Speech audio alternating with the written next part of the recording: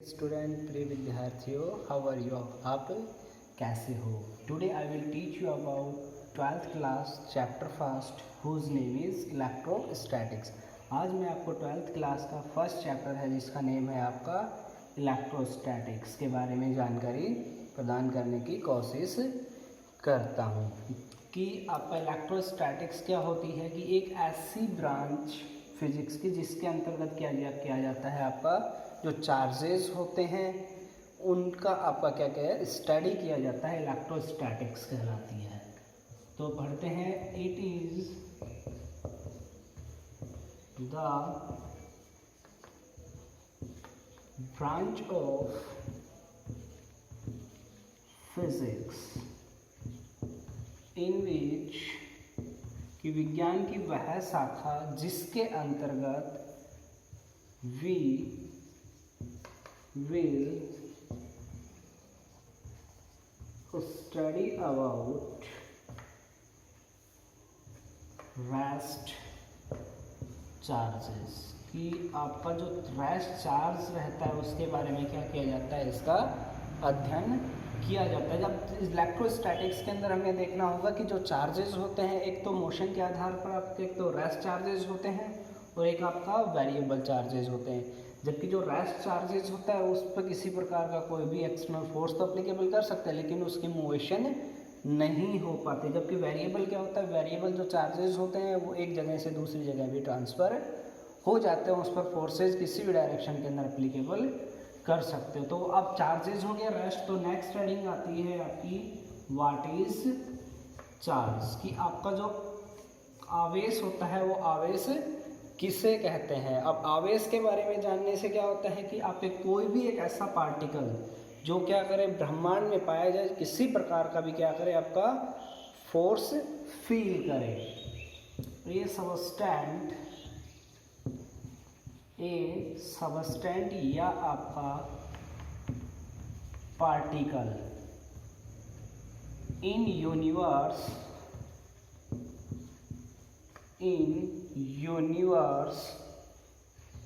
which feel any type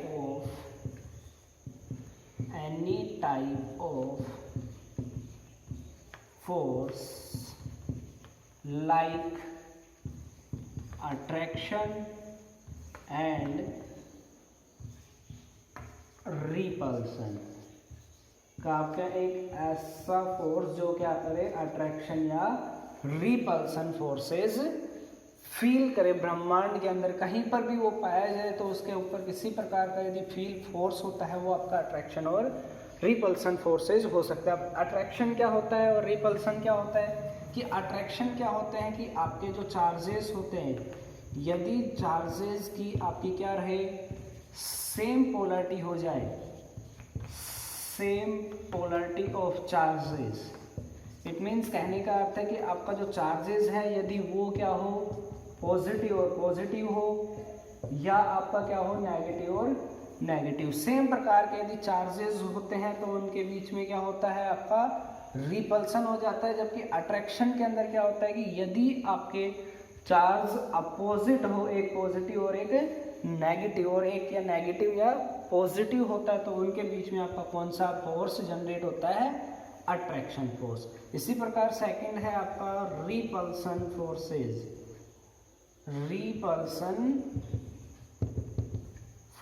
repulsion forces क्या होता है कि आपका रिपल्सन फोर्सेस के अंदर क्या मिलेगा आपका जो प्रॉपर्टीज होती है अट्रैक्शन के अंदर क्या होता है कि आपका अपोजिट पोलरिटी के चार्जेस आपके पाए जाते हैं उनके बीच में अट्रैक्शन होता है। यहाँ आपका रिपल्सन क्या होगा, सेम पोलरिटी के जो चार्जेस रहेंगे, same polarity of charges will always repels to each other कि आपके सेम प्रकार के जो चार्जेस रहेंगे उनके बीच में तो क्या होता है रिपल्सन होता है। जबकि अपोजिट चार्जेस के बीच में क्या होता है आपका अट्रैक्शन फील होता है। अब अट्रैक्शन आपके जो चार्जेस होते हैं उनको दो भागों के आधार पर बांटा जाता है। There are two type of charges होते हैं उनको दो प्रकार के होते हैं। फर्स्ट आता है आपका पॉजिटिव चार्जेस और सेकंड आता है आपका नेगेटिव चार्जेस। सेकंड है आपका नेगेटिव चार्ज। अब पॉजिटिव और नेगेटिव चार्जेस के अंदर डिफरेंस पता होगा कि जो आपका पॉजिटिव चार्जेस रहता है, पॉजिटिव चार्जेस के ऊपर क्या होगा, हमेशा आपका पॉजिटिव चार्ज पाया जाएगा। तो इट मीन कह सकते हो ये चार्जेस के अंदर क्या होता है कि जो आपके इलेक्ट्रॉन होते हैं इट ऑलवेज डोनेट इलेक्ट्रॉन, क्या करते हैं, इलेक्ट्रॉन का डोनेशन कर देते हैं अपने अंदर से। तो उन पर बनने वाले जो पार्टिकल्स होते हैं उनके ऊपर कैसा चार्ज जनरेट हो जाता है, आपका पॉजिटिव चार्जेस जनरेट हो जाता है। जबकि जो पॉजिटिव चार्जेस रहेंगे उनके अंदर क्या होता है आपका, जैसे जैसे इलेक्ट्रॉन का डोनेशन करते हैं वैसे वैसे उनका साइज भी क्या होता है, लगातार डिक्रीज होता चला जाता है। Size of positive charges will be decrease when number of electron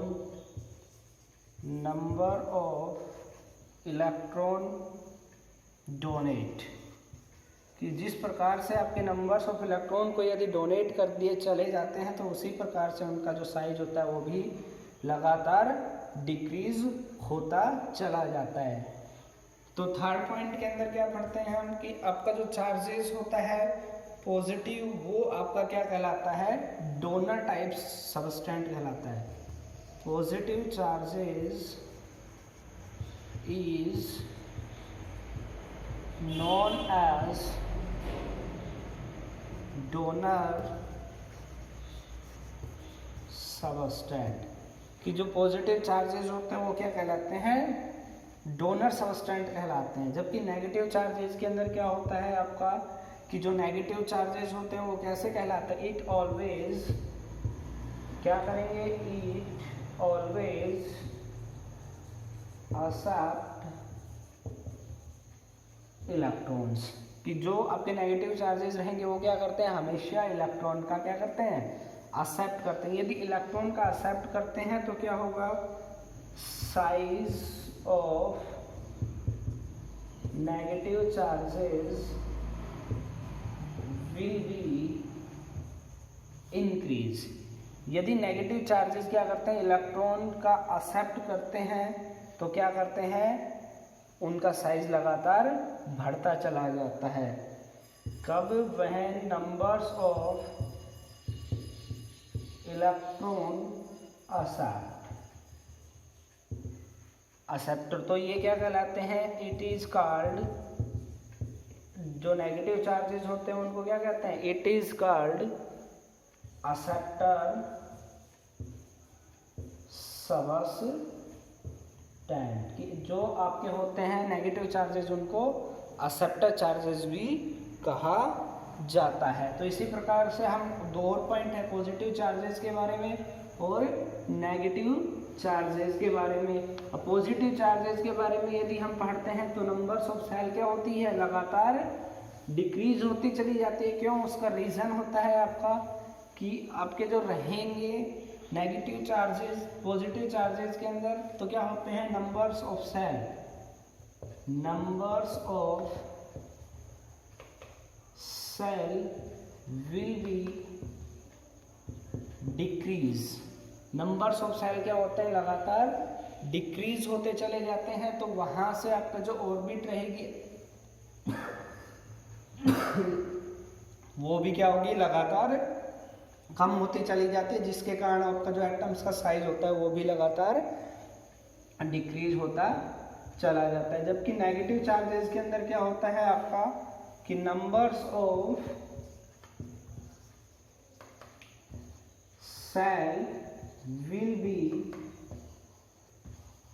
increase. Number of cell क्या होते हैं, लगातार इंक्रीज होते चले जाते हैं। तो इसलिए क्या होता है आपका जो नंबर्स ऑफ सेल यदि लगातार इंक्रीज रहेंगी तो वहाँ से भी क्या होता है, आपकी ऑर्बिट का जो साइज होता है वो भी लगातार बढ़ता चला जाता है। ये तो थे आपके पॉजिटिव और नेगेटिव चार्जेस के बारे में। अब एक पार्टिकल्स से दूसरे पार्टिकल्स पर किस प्रकार से आपका क्या किया जाता है, चार्जेस होते हैं उसको ट्रांसफ़र कर दिया जाता है। तो नेक्स्ट हेडिंग आती है आपका चार्ज ट्रांसफर मेथड।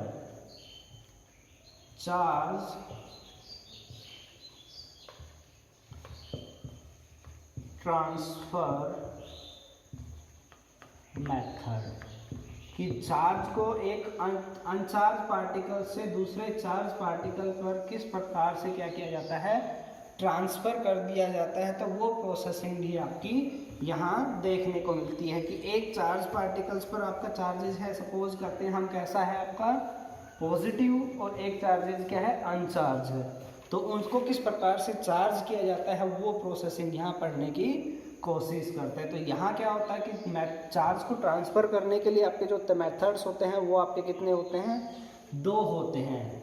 जैसे मेथड्स तो पढ़े होंगे आपने, फर्स्ट आता है आपका कंडक्शन और दूसरा आता है आपका इंडक्शन। कंडक्शन और इंडक्शन, कंडक्शन प्रोसेस और इंडक्शन प्रोसेस के माध्यम से क्या किया जाता है, चार्जेस को ट्रांसफ़र कर दिया जाता है। आपके जो कंडक्शन प्रोसेस होते हैं इसके अंदर क्या होता है कि आपके जो पार्टिकल्स रहते हैं उनके बीच में अटैचमेंट नहीं पाया जाता, या बोल सकते हो same type charges, same type charge transfer to uncharge particles या सबस्टेंस, या आपके जो रहते हैं जो चार्जेस जिनके पर किसी प्रकार का एटम्स पर आपका क्या होता है, चार्जेस नहीं पाया जाता, उस पर क्या करते हैं, सेम टाइप का चार्जेस ट्रांसफ़र कर देते हैं।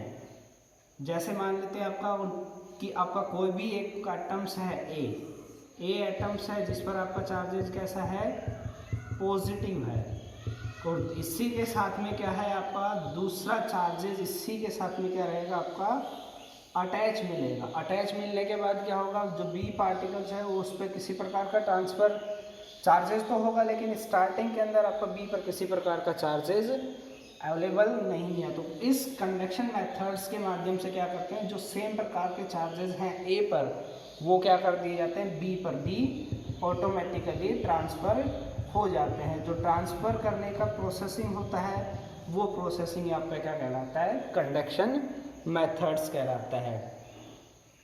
अब नेक्स्ट पॉइंट आता है इस पर, बोथ एटम्स या particle will be attach to each other, attach to each other, कि एक दूसरे से क्या होना चाहिए, उनके बीच में संपर्क होना बहुत ही जरूरी है। यदि संपर्क नहीं होगा तो जो सेम टाइप के चार्जेस हैं वो बी वाले पर ट्रांसफ़र नहीं हो पाएंगे।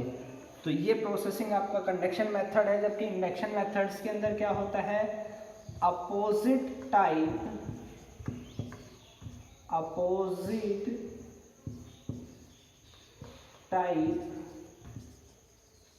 Charges will be transferred to uncharged particles या एटम्स, कि जो आपके रहते हैं अनचार्ज पार्टिकल उस पर क्या कर दिए जाते हैं, अपोजिट टाइप के चार्जेस को ट्रांसफ़र कर दिया जाता है। ये पूरा प्रोसेसिंग के अंदर आपका इंडक्शन मेथड्स होता है। जैसे एग्जांपल फॉर देखते हैं कि आपका ए वाला है जिस पर क्या है आपका नेगेटिव चार्जेस है, ठीक है। अब क्या होगा, जो बी वाला है वो क्या रहेगा, इसके कांटेक्ट में नहीं रहेगा, इन दोनों के बीच में कुछ ना कुछ थोड़ी सी डिस्टेंस पाई जाती है बी वाले पर। अब बी वाले पर इंडक्शन मेथड्स के माध्यम से क्या होगा कि जो ए पर आपके चार्जेस की पोलरिटी है उसके जस्ट अपोजिट क्या होती है, बी पर ऑटोमेटिकली जनरेट हो जाती है या आपकी ट्रांसफर कर दी जाती है। तो बी पर आपके किस प्रकार के चार्जेस जनरेट हो जाएंगे, पॉजिटिव टाइप्स के चार्जेस जनरेट हो जाते हैं। नेक्स्ट पॉइंट इंडक्शन क्या क्या होता है कि आपका both atoms will be not attached to each other, एक दूसरे से किसी प्रकार का क्या होता है, उनके बीच में संपर्क नहीं पाया जाता है। यदि हम कहें कि इसी प्रकार से चार्जेस की प्रॉपर्टी पढ़ना चाहें तो वहाँ से क्या हो सकता है, आपका जो चार्जेस होता है उनको आपके क्या कर दिए जाते हैं, प्रॉपर्टी के हिसाब से भी अलग अलग टाइप्स के बारे में पढ़ा जा सकता है।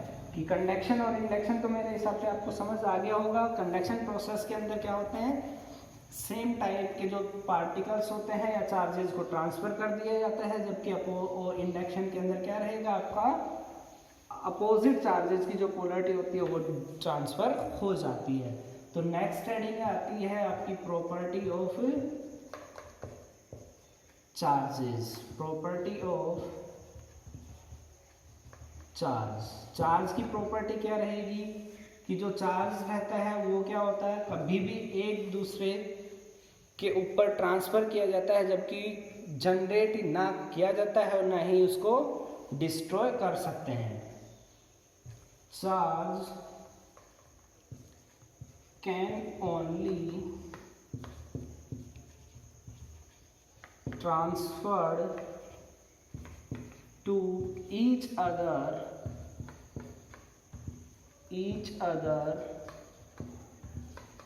particles, कि जो चार्जेस होते हैं वो ईच अदर पार्टिकल्स पर क्या कर दिए, ट्रांसफर कर दिए जाते हैं। सेकंड पॉइंट होता है charge can not be generated और डिस्ट्रॉयड, कि जो चार्जेस होते हैं उनको न तो उत्पन्न किया जाता है ना ही डिस्ट्रॉयड किया जा सकता है। कि इस प्रकार से जो चार्जेस रहेंगे वो सिर्फ ओनली एक फॉर्म से दूसरी फॉर्म के अंदर ही ट्रांसफर कर दिए जाते हैं। कि नेचर्स के अंदर यदि देखते हैं कि आपके जो टोटल मास रहता है, atomic mass of atoms will be remain constant, कि हमेशा जो एटम्स रहेंगे उनके बीच में जो चार्जेस रहेगा उसका एटॉमिक मास या एटॉमिक जो नंबर्स रहते हैं वो कैसे मिलेंगे, आपके सारे क्या रहेंगे, हमेशा जो रहते हैं वो आपके रिमेन कांस्टेंट रहते हैं। इस प्रकार से क्या होता है, आपका नेक्स्ट पॉइंट आता है कि total charge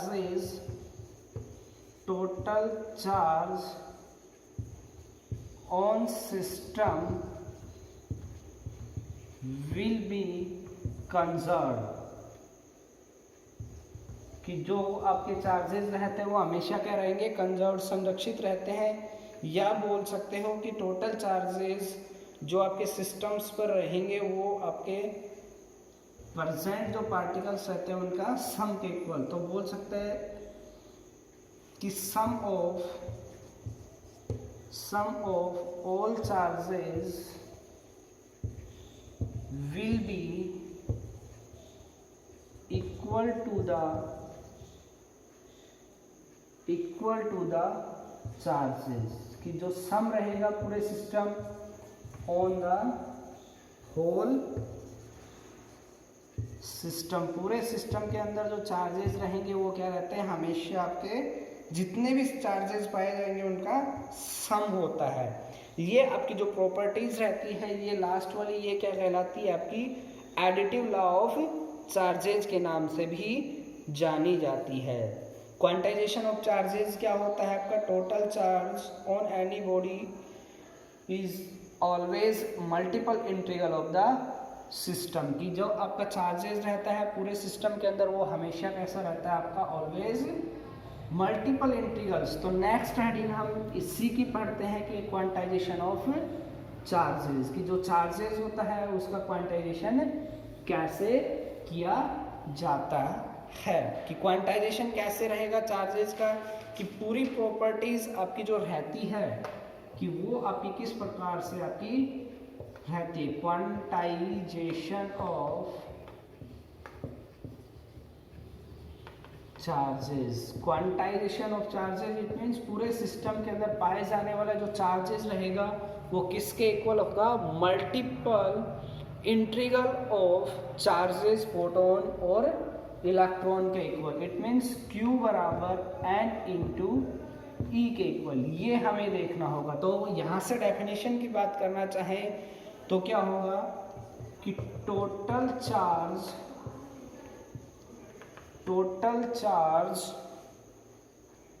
on any object is multiple integral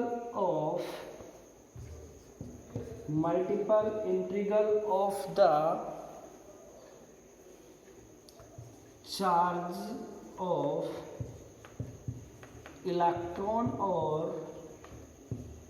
electron या प्रोटॉन्स, कि पूरे सिस्टम के अंदर जो आपका चार्जेस रहेगा वो चार्जेस किसके इक्वल रहेगा, multiple integral of any charges proton या इलेक्ट्रॉन। इस वाले को ऐसे भी लिख सकते हो Q बराबर n इंटू पी के इक्वल। यहाँ जो E है वो क्या रहेगा आपका, E है वो इलेक्ट्रॉन है, इलेक्ट्रॉन पर चार्जेस, और P क्या है जो आपका प्रोटॉन पर चार्जेस कितना होता है, ये पूरा प्रोसेसिंग आपकी पढ़ते हैं। तो यहाँ से देखें तो Q बराबर n into e, where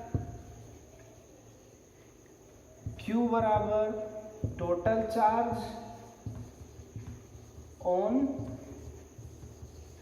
system, कि पूरे सिस्टम पर आपके चार्जेस कितने होते हैं। n बराबर क्या है, नंबर्स ऑफ इलेक्ट्रॉन्स, कि आपके पूरे सिस्टम के अंदर नंबर्स ऑफ इलेक्ट्रॉन्स कितने हैं, और E क्या है आपका, charge of electron. Charge of electron हम जानते हैं, हमने पढ़ा था कितना होता है चार्ज ऑफ इलेक्ट्रॉन, E बराबर में 1.6 इंटू 10⁻⁻19 कूलाम के इक्वल होता है। यदि यहाँ से हम एक छोटा सा न्यूमेरिकल देखना चाहें तो न्यूमेरिकल कहें कि आपका टोटल जो सिस्टम है, total charge on any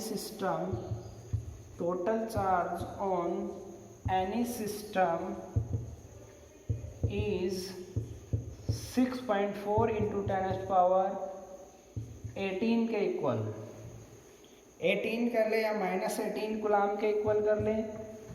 find out numbers of electrons, कि हमें क्या निकालना है, numbers of electron. It means हमें n की जो वैल्यू है वो कैलकुलेट करनी है यहाँ से। तो फॉर्मूला हम जानते हैं Q बराबर n इंटू ई के इक्वल, तो n बराबर क्या हो जाएगा, Q बाय ई के इक्वल। और यदि n बराबर Q की वैल्यू हमारे पास कितनी है, 6.4 इंटू 10⁻18 डिवाइडेड बाय 1.6 इंटू 10⁻19। अब पॉइंट से पॉइंट कैंसिल आउट करेंगे तो यहाँ से क्या हो जाएगा, ऊपर 10, इधर से 10 मल्टीप्लाई, इधर से पॉइंट हटाएंगे, पॉइंट हट जाएगा। पॉइंट हटने के बाद हमारे पास क्या होगा, जो ये 10 से 10 कैंसिल आउट, तो n बराबर कितना हो जाएगा, 64 इंटू 10⁻18 डिवाइडेड बाय 16 इंटू 10⁻19। -19 ऊपर चला जाएगा, ऊपर जाने के बाद जो -19 है वो किसका हो जाएगा, प्लस का। तो 16 इंटू में 10⁻18 इंटू में 10⁻19 डिवाइडेड बाय 16। इसको सोल्व कर लेंगे तो कितना हो जाएगा, n बराबर में 4 से कट जाएगा, 4 इंटू में ऊपर कितना बच जाएगा, 10। तो n की वैल्यू कितनी आ गई हमारे पास, 40। ये हमारे पास क्या होंगे, नंबर्स ऑफ इलेक्ट्रॉन आपके कैलकुलेट हो जाते हैं। ये पूरा प्रोसेसिंग आपका क्वांटाइजेशन ऑफ चार्जेस के ऊपर डिपेंड करता है। तो आपको अंडरस्टैंड क्वांटाइजेशन चार्जेस पर आपका ये न्यूमेरिकल आया छोटा सा, तो इस प्रकार से आप या तो Q निकलवाएगा या आपका N निकलवाएगा। तो वहाँ से फॉर्मूला Q बराबर N इंटू ई से आप निकाल आसानी से सकते हो। तो नेक्स्ट हेडिंग आती है आपकी कूलम्ब्स लॉ कि कूलम्ब्स लॉ आपका पूरा सिस्टम के अंदर किस प्रकार से रेस्ट चार्जेस पे वर्क करता है। कि नेक्स्ट हेडिंग है आपकी कूलम्ब्स लॉ कि कूलम्ब्स लॉ आपका क्या होता है कि कोई भी दो आपके क्या होते हैं चार्जेस पाए जाते हैं, उन चार्जेस के ऊपर किस प्रकार से आपके फोर्सेस एक्टिंग करते हैं। कि मान लेते हैं, सपोज करते हैं आपका कोई भी चार्जेस है एक, ये आपका Q1, ये आपका दूसरा चार्जेस है Q2। यदि दो चार्जेस है कैसे हैं, रेस्ट पोजीशन के अंदर है। यदि रेस्ट पोजीशन के अंदर है जब भी आपका क्या होगा, कूलम्ब्स लॉ वेरिएबल होता है। क्योंकि मैंने पहले ही बताया था आपको कि जो आपका इलेक्ट्रोस्टैटिक्स होता है वो आपके रेस्ट चार्जेस के ऊपर ही वर्क करता है। कि इन दोनों के बीच की डिस्टेंस कितनी सपोज करते हैं, r के इक्वल है। तो कूलम्ब्स लॉ क्या कहता है कि जो फोर्सेस हैं Q1 एंड Q2 पर, वो क्या करते हैं, मैग्नीट्यूड के डायरेक्टली प्रोपोर्शनल होते हैं। तो बोल सकते हो द फोर्स कि the force of interaction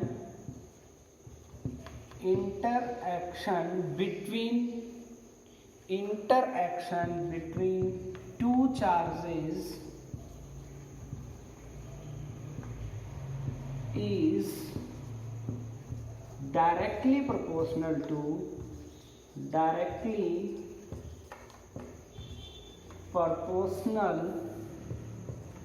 the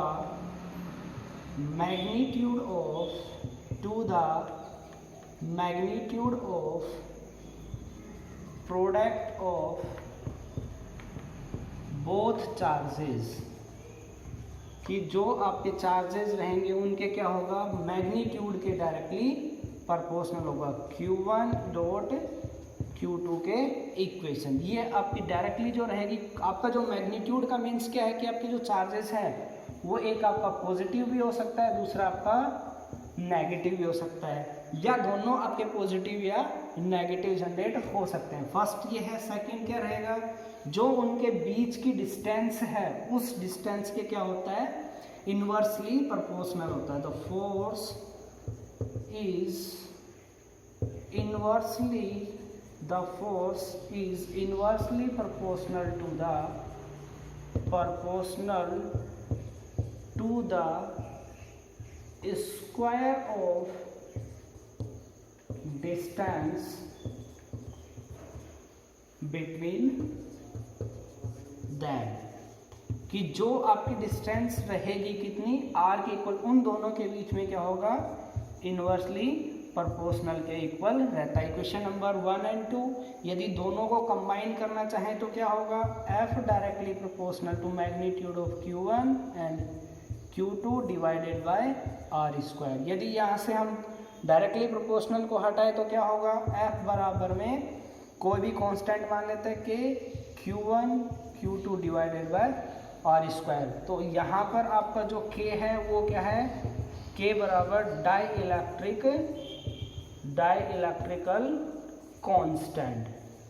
electrical constant है, जिसकी वैल्यू कितनी होती है आपकी, जो आपका k रहेगा उसकी वैल्यू रहती है ऑलवेज 1/4 पाई एप्सिलॉन नॉट के इक्वल। या आप इसको जब सोल्व आउट करते हैं तो वैल्यू हमारे पास k की आती है 9 × 10⁹ के इक्वल हमें प्राप्त होती है। यदि एप्सिलॉन नॉट की वैल्यू देखना चाहें हम इधर से कि एप्सिलॉन नॉट बराबर किसका इक्वल, 8.85 × 10⁻12। अब ये जो दोनों वैल्यू है ये हमें ध्यान होनी चाहिए कि किस प्रकार से आपकी या जनरेट की जाती है। अब या यहाँ से k की वैल्यू इसके अंदर पुट करूँ तो f बराबर क्या हो जाएगा, 1/4 pi epsilon Q1 Q2 divided by r square. ये आपका कूलम्ब्स लॉ होता है। Thank you, classes is over, good bye.